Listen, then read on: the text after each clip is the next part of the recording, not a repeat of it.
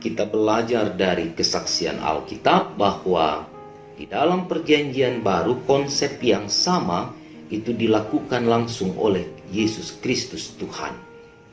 Ia datang untuk menjadi korban bagi penebusan dosa kita, manusia dan dunia. Apa yang dilakukan oleh Yesus Kristus juga sama dalam prinsipnya, bahwa ia adalah seseorang yang tak bercela, ia adalah seseorang yang kudus, dan ia diperkenan oleh Allah.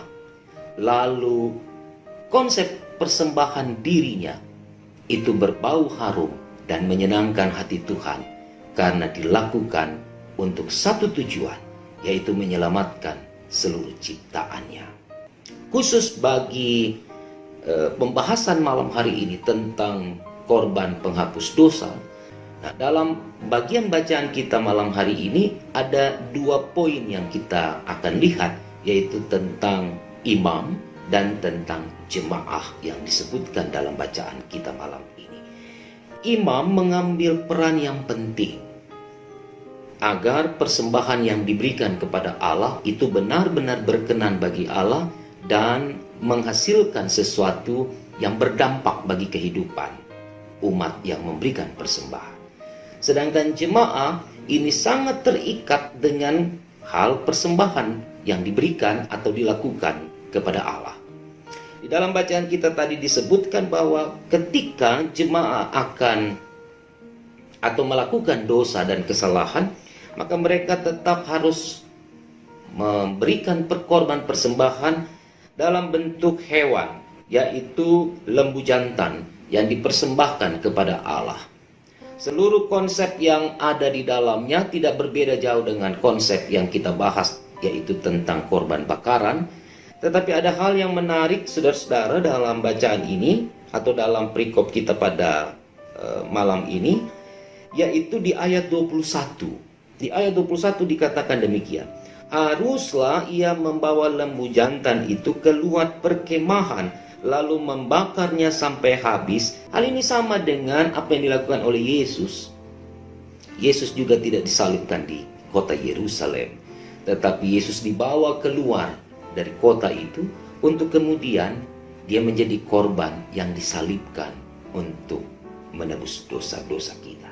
Artinya yang saya mau katakan adalah bahwa Tuhan Yesus benar-benar menggenapi secara sempurna konsep penghapus dosa di dalam konsep perjanjian lama, dan di dalam konsep perjanjian baru atau di dalam kitab perjanjian baru kita menemukan bahwa Yesus melakukan hal yang sama secara prinsip, secara teoritis dengan apa yang dilakukan atau diperintahkan Allah untuk dikerjakan oleh bangsa Israel.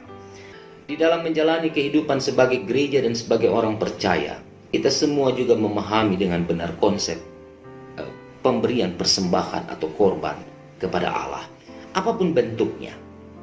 Apakah itu dalam bentuk materi, apakah itu dalam bentuk pikiran, apakah itu dalam bentuk tenaga, apakah itu dalam bentuk karya layan kita. Semua yang kita kerjakan dan kita lakukan adalah sesuatu yang kita imani dan kita maknai sebagai sebuah persembahan yang terbaik bagi Tuhan di tengah-tengah kehidupan iman kita. Oleh sebab itu, ketika kita menjalani kehidupan ini, maka prinsip-prinsip yang harus kita pegang di dalam memberikan diri kita, hidup kita menjadi persembahan yang terbaik bagi Allah adalah bahwa kita harus menjadi lembu jantan yang tak bercela, yang bersih. Konsep penghapus dosa itu hanya bisa dilakukan oleh Kristus Tuhan. Kita tidak bisa menghapus dosa siapapun dalam kehidupan. Namun kita bisa menjaga diri kita untuk tidak melakukan dosa, untuk tidak berbuat sesuatu yang akan menghasilkan dosa. Dan karena itu, dalam ibadah kita malam hari ini dikatakan tidak ada pengecualian atau dispensasi apabila kita tidak memahami sesuatu itu salah dan tidak berkenan kepada Allah untuk kita kerjakan dan kita lakukan. Poin ini dipahami supaya jangan kita memaknai bahwa Dengan melakukan kesalahan, kita bisa membayarnya dengan memberikan persembahan bagi Allah.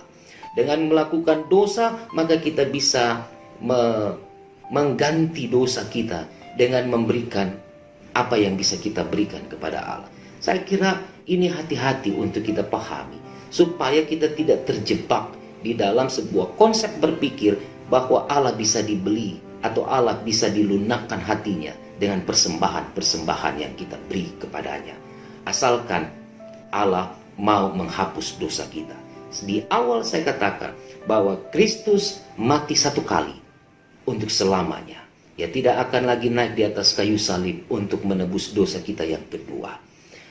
Karena itulah, maka sebagai orang percaya, mari jalani kehidupan ini dengan sesuatu yang terbaik, agar ketika kita mendapati sebuah keadaan yang kita tahu bahwa itu adalah sesuatu yang menjerat kita untuk masuk di dalam dosa dan kesalahan, maka kita dapat menghindari keadaan itu.